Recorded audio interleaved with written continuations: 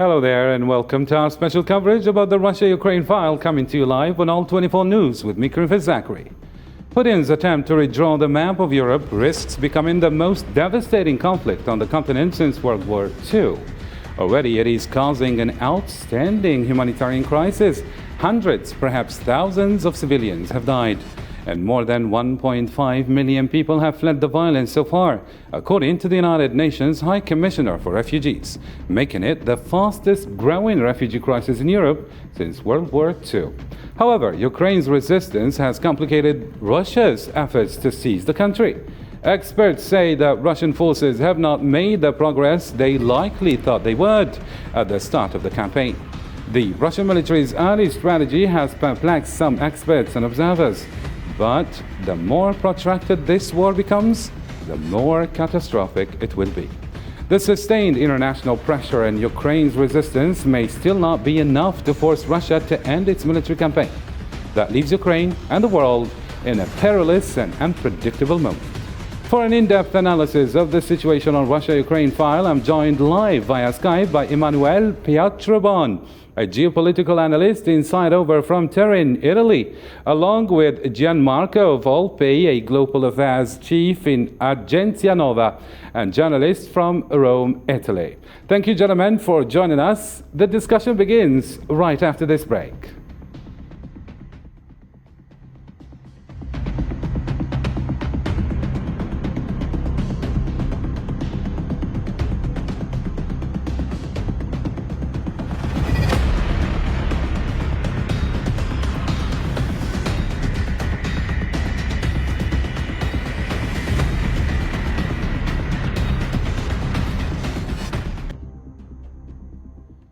And without any further ado, let me share with you some latest updates. Russia performed final rehearsals on Saturday before the traditional military parade on May 9th in Moscow, celebrating the victory over Nazi Germany, which will be the occasion for a show of force in the middle of the struggling Ukraine campaign.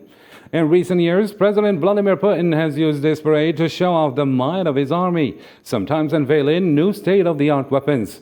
And this edition should be no exception to the rule.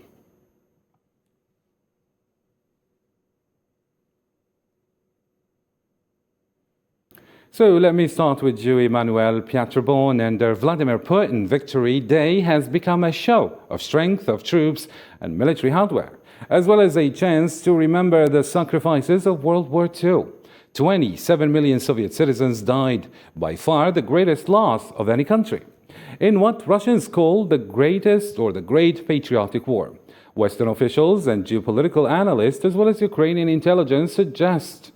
Do you think that Putin could use this year's Victory Day to announce a win in Ukraine, specifically in the eastern Donbas region, where its forces have concentrated their attacks in recent weeks? As you said, the Victory Day is a very important moment in Putin's Russia.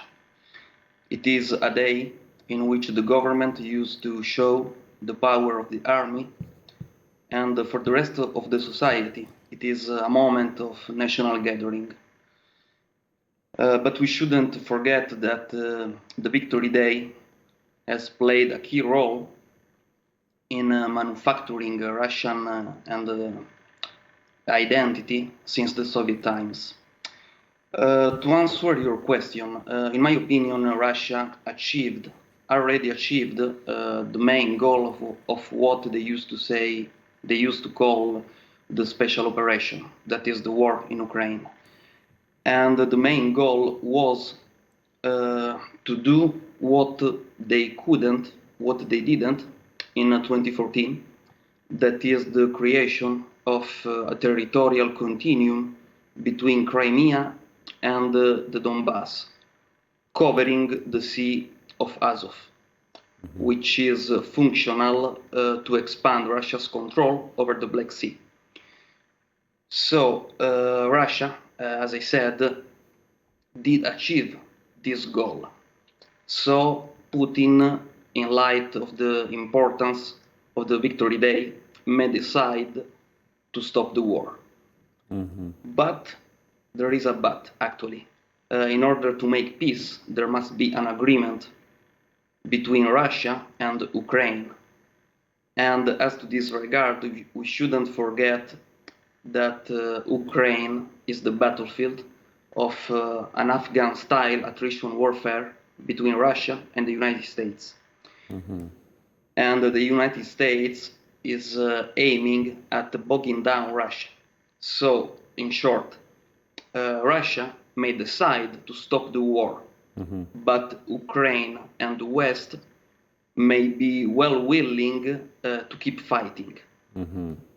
So technically, there won't be any stability for Russia in the seized, let's say, regions, the Donbas region. So even if Russia takes over this region, we are predicting instability still. And what would this mean for the world? What would this mean for international law and order? Well, the world has changed overnight since Russia's decision to invade Ukraine. And nothing will be the same after this war. And the world has already changed. Mm-hmm. I mean, I'm thinking about the United States pressures over Saudi Arabia mm-hmm. To join or at least to pressure Russia. And I'm thinking about Saudi Arabia refusal of joining the Western Bloc. Mm-hmm. I mean, this is an epoch-making event. And so it is inevitable, actually, for these countries to take sides now. Yeah. I mean, the world is witnessing the reshaping of globalization, mm-hmm. but apart from this, the reshaping of the international system. Mm-hmm. Right now, we have the West against the rest. And for the rest, I mean the rest of the world.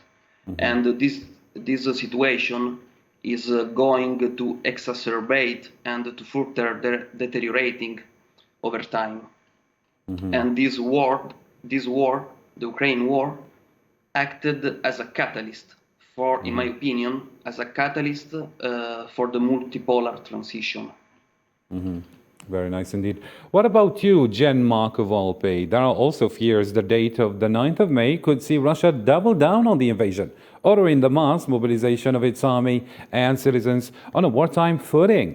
Do you think this is possible to happen, or maybe Putin will declare an end to the war in Ukraine, even after the denials? I mean, Russia has certainly scaled up its attacks on Ukraine in recent days and pulled back its forces from the north in recent weeks.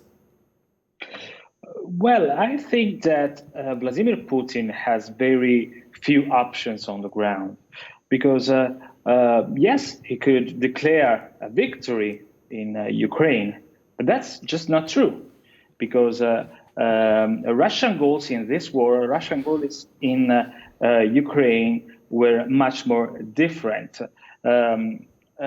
Russians made some reference to this region, which is called Novorossiya, which covers all the southern part of Ukraine. And I think that the major goal of Russia is taking control of this territory. Even because all the territory which is now under control of Russia is very difficult to defend. If we're talking about Luhansk and Donetsk, they are really near the front line.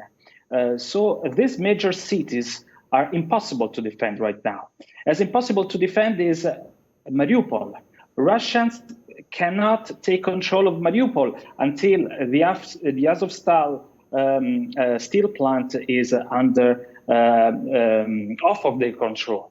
But on the other hand, I think that Vladimir Putin cannot declare a general mobilization because that is very risky for a Russian leader from a political point of view, because the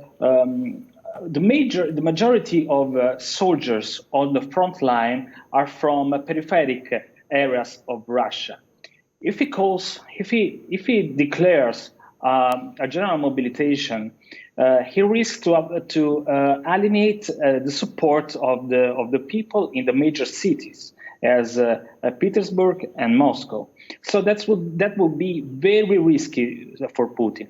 I think that this war is going on business as usual in next days.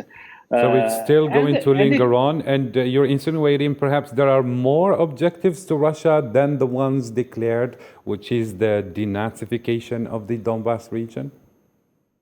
Yes, for sure. They have to have a very huge control, because if you take control of some areas of Ukraine, you're not done. You have to keep that control sustainable in long terms. And that is not the way it is right now. So I think that this special operation, as they call it, has to go on. And Putin knows it very well. If he declares a victory now, he can do it. But it's not true, because he knows very well then that, as my colleague was saying, you won't have a political agreement. And Ukraine is going to be armed and sustained by and supported more and more by the US and the Western countries. So I don't think that an end of this conflict is in sight. Very nice indeed. And just Sergei Lavrov himself, when asked in an interview, he said technically that if you cannot sleep at night because there is a conflict between Russia and Ukraine in Europe, why don't you, consider it pretty much like what's happening in the Middle East? Consider Russia USA and consider Ukraine Palestine. What do you think he's hinting at here? Well, that's a typical instrument of Russian propaganda, which is to shift the attention, the public attention, on other things. He is right, because he can rightfully say that United States performed very badly in the Middle East, in Afghanistan. But the problem is that a war in the heart of Europe is another stuff. It's something which is lived very differently by Europeans. Yes, so but then human lives matter, no matter who they are, no matter the race, no matter the religion. And here we see Russia pointing at a fact, which is we're turning a blind eye toward the mistakes of the West and the mistakes of the US in particular. But then all eyes are on Russia because, let's say, it's making a mistake in Ukraine. Well, I totally agree with you about all lives matter. The problem is that there are economic consequences on conflict. Europe, yes, it is affected by Middle East wars in some terms, but Ukraine war affects very badly Europe from an economic point of view. So that's very different. Very nice indeed. Now, in a different news and a video conference call organized by the Chatham House think tank in London, Ukrainian President Volodymyr Zelensky said he had invited German Chancellor Olaf Scholz to Kiev for ceremonies commemorating the defeat of Nazi Germany on May 9th. I think Scholz has to come. I invite him, and I have done so several times, to come to Ukraine. The most powerful and intelligent political step is to meet May 9 in Kiev. Sometimes in history we have to make certain moves for unity, even if there is a certain coldness in the specific relationships. Mr. Emmanuel Pietrobon, why is Germany out of step with the US and Europe? I mean, Germany has refused to send weapons to Ukraine and adopted a relatively softer line on Russia. What is your thought on that? You know, politics is geography, and geography matters a lot.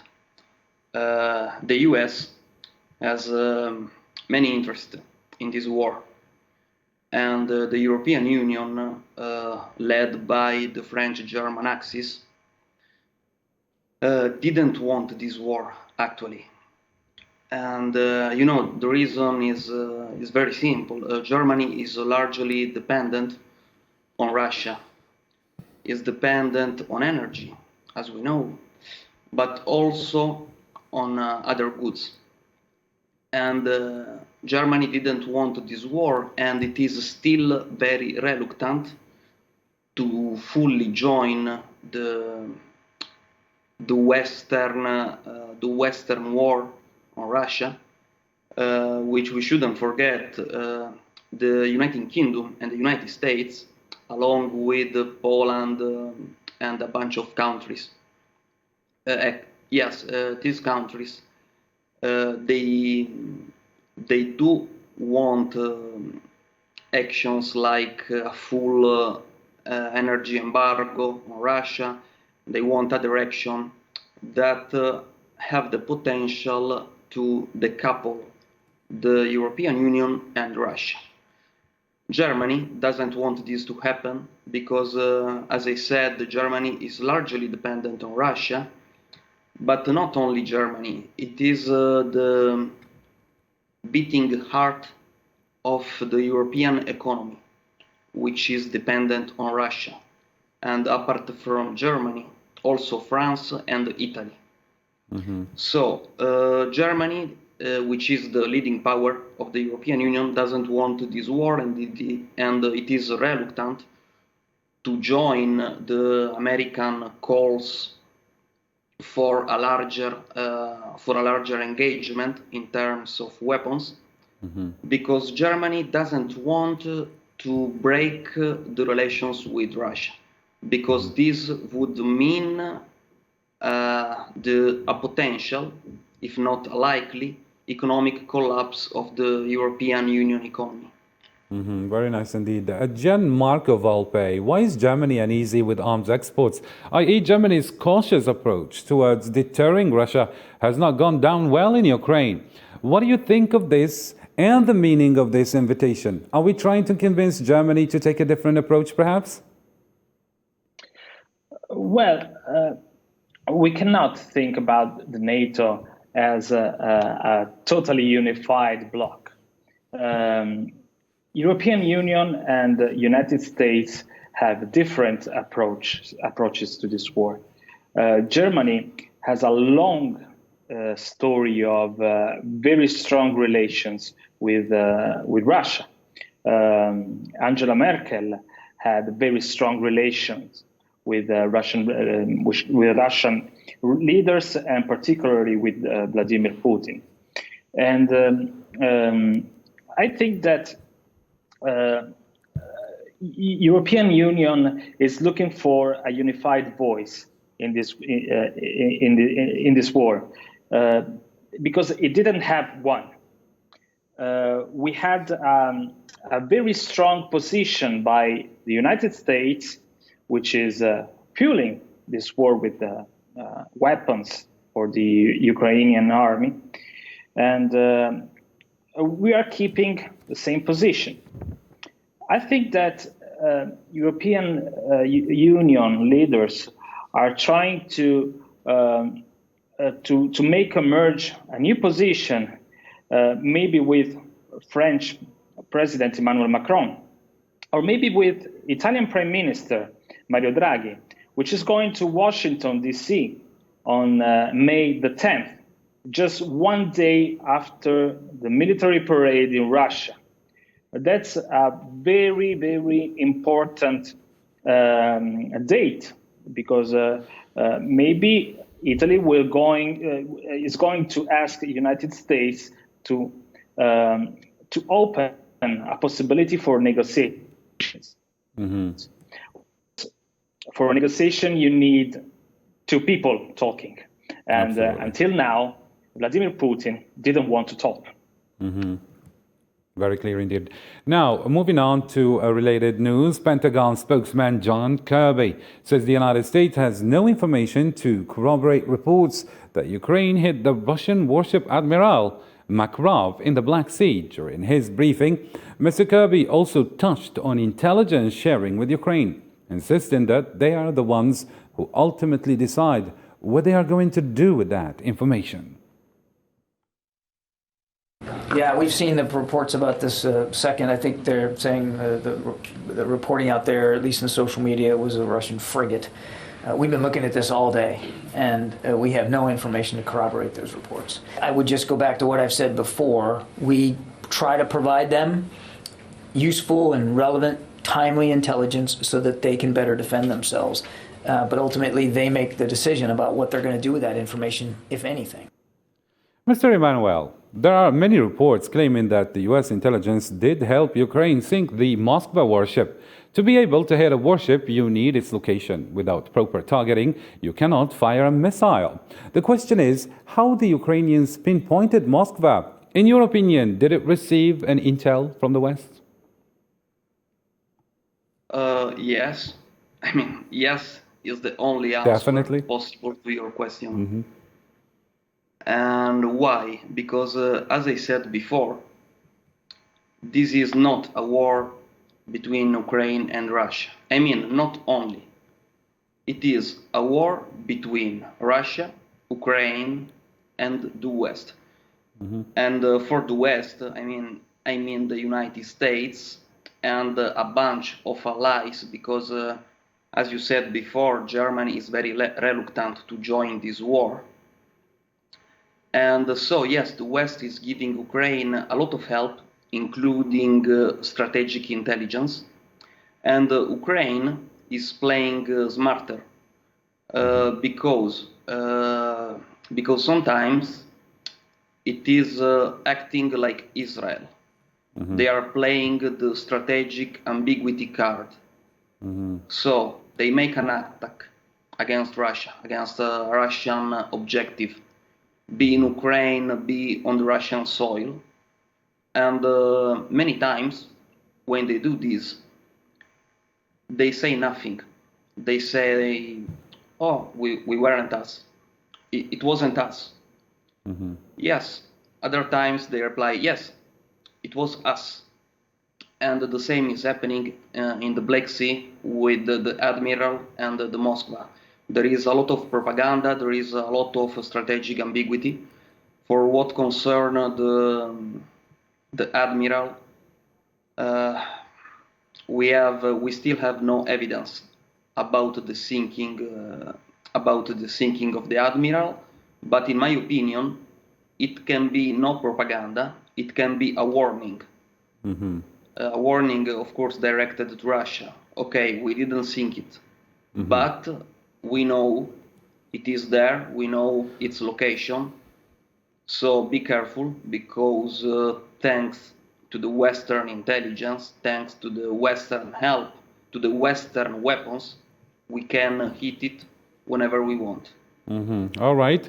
Mr. Gianmarco, warships are seen as a source of national pride. Losing the flagship is a huge humiliation for a great power such as Russia.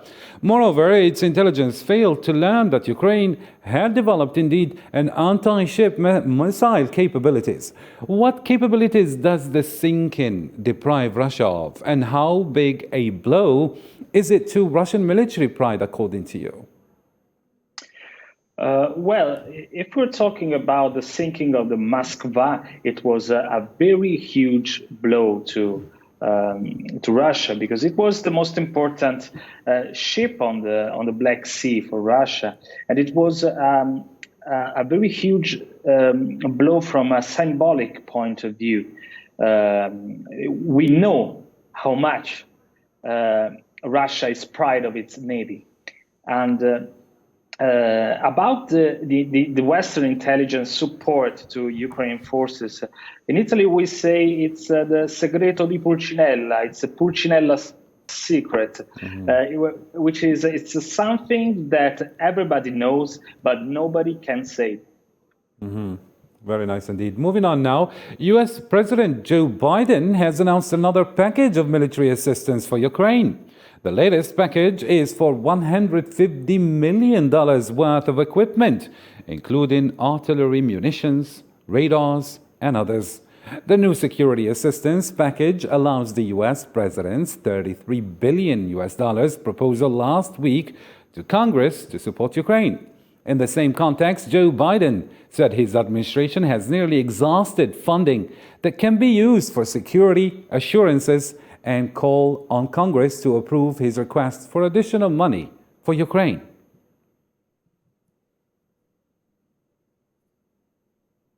Mr. Emmanuel, how do you analyze U.S. role in this conflict? Well, Joe Biden's moves are the self-proving evidence that this is an Afghan-style attrition warfare between Russia and the US, as I said before. But for the US, this is also a once-in-a-lifetime opportunity to test their new weapons. Indeed, they are sending to Ukraine a lot of new weapons recently manufactured, which were never tested, never before this war. So Ukraine is also very important to the United States from this point of view, the point of view of testing new weapons. And also, as I said before, the US is trying to bog down Russia by means of this war, and is also trying to decouple the European Union and Russia. And Joe Biden, as to this regard, by means of the so-called total economic warfare on Russia, is merely finishing what Barack Obama started by means of the first sanctions regime. So we can say Biden is pursuing the three goals. The first one is to weaken Russia. The second is to further weaken the European Union by means of an economic and energetic decoupling of Europe and Russia. And the third one is to test new weapons. Against the background of it, there is the long-term goal to weaken Russia so as to better focus on the Indo-Pacific, because the true goal of the Biden administration is China. Very nice indeed. Mr. Gianmarco, as Emmanuel just stated, perhaps the US has three main goals: weaken Russia, weaken Europe, and test its weapons. But what does this enormous aid mean for the far right in the US, especially that the US is facing many domestic issues, and the money should go to resolve that? What could be the interest of the US further, according to you? You couldn't hear my question? Maybe here in the gallery room, they can hear me. Do we have the sound of Emmanuel or Gianmarco? So apparently we lost Emmanuel. Maybe Gianmarco, Emmanuel could answer that. What could this mean? Mr. Emmanuel, can you hear me? Yes, can you hear me? Okay, very nice, I can hear you. But we lost Gianmarco, so let me redirect the question to you, Emmanuel. No problem. Yeah, so I was talking about this huge and enormous financial aid. What could it mean for the far right in the US? Well, this is a very good question, actually, because as many people know, in Ukraine right now there is the war. Ukraine built the so-called international brigade, which managed to attract more than 20,000 people from all over the world, especially from the United States, from the United Kingdom. And on the battlefield, apart from the foreign fighters and the mercenaries, there are, as we know, military groups and paramilitary groups which are ideologically tied to far-right ideologies, like the Azov Battalion. So, to answer to your question, there can be some consequences, not only for the United States, but also for the European Union. because if you fund a war which is employing a lot of far-right fighters, there can be some backfire effect. So people that now, today, are fighting in Ukraine, tomorrow they could well operate in Europe, in the United States, in other parts of the world. And they could operate very well, actually, because in Ukraine they learned how to use weapons, they learn military tactics, and of course they also built networks, and it is very important. And we shouldn't forget, last but not least, that in the United States very soon there will be new elections, the midterm elections, and then 2024 new elections, and Trump seems willing to join the presidential campaign again. Thank you, Mr. Emmanuel Petrobon. We run out of time. This is the end of our coverage. Thank you, Emmanuel, and thank you, Gianmarco, for your thorough analysis and vivid discussion. Thank you, dear viewers, for keeping it here on All 24 News. Bye for now.